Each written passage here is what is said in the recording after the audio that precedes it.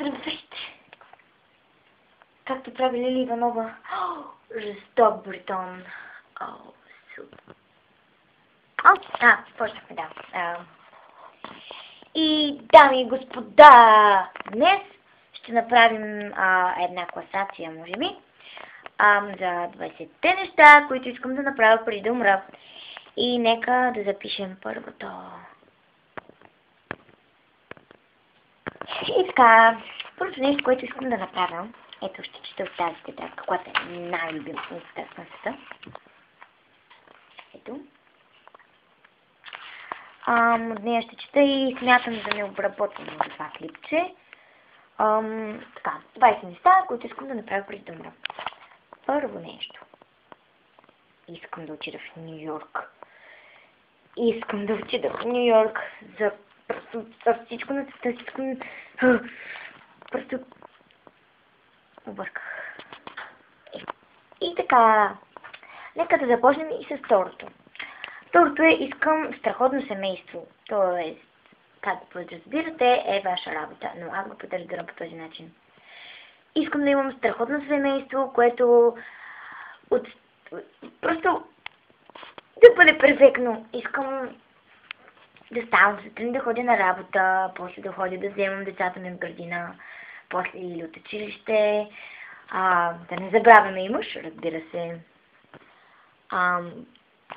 Третото е, искам да спечеля много конкурси.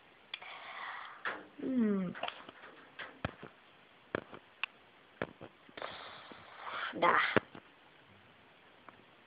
Да, и след това винаги следва четвърто. Четвърто! Искам да стана известна, което никога няма да се случи. Но това е списъка все пак нещата before I die. Искам. И това е петото нещо. Искам да стана актриса. Да, това искам да стана. Ох, това кой ли не го иска, но аз не го правя с цел, която всички други искат да бъдат. Аз искам да бъда малко по-богата, но с благородна цел. Не за нищо особено. За нищо по-различно. Това е седмото нещо.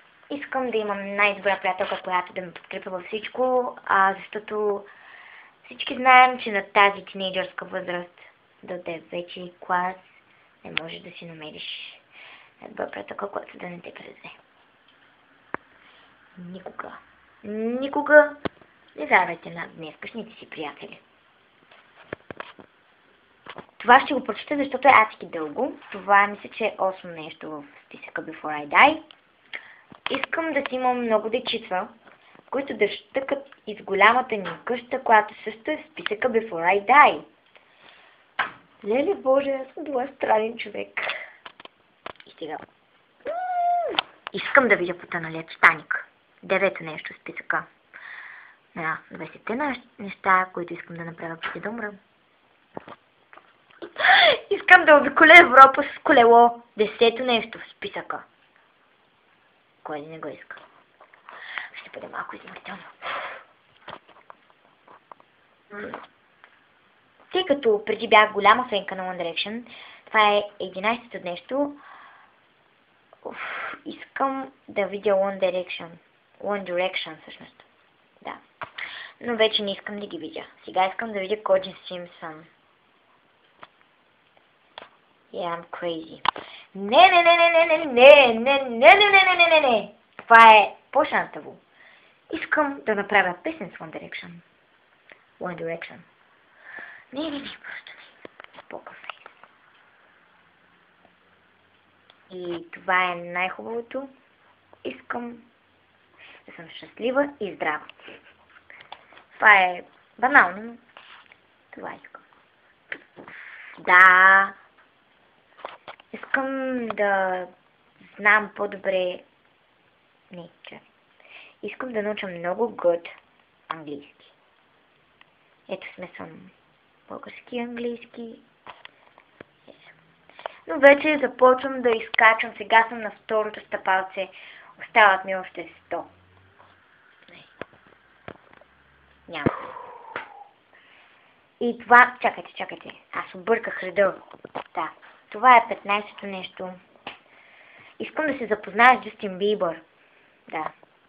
Обожавам Джастин Бибър. И това е 16-то нещо в списъка. Before I die. Та-да-да-дам-да-дам! Искам да напиша тинейджърска книга. И това е 17-то нещо. Искам да си намеря страхотна работа, като банкер или бизнесмен. Не. 18-то нещо в списъка. Искам да летя със самолет. Това е в пакет с първото. Искам да отида в Ню Йорк. Да. Ако отида в Ню Йорк, ще ми трябва самолет. Така че, ако отида в Ню Йорк, ще съм изпълнила 2 желания. Не го правя хубаво.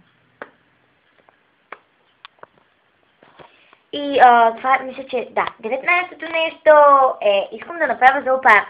Да, ще е супер хубаво да направиш зоопарк. И ще бъде доста благородно.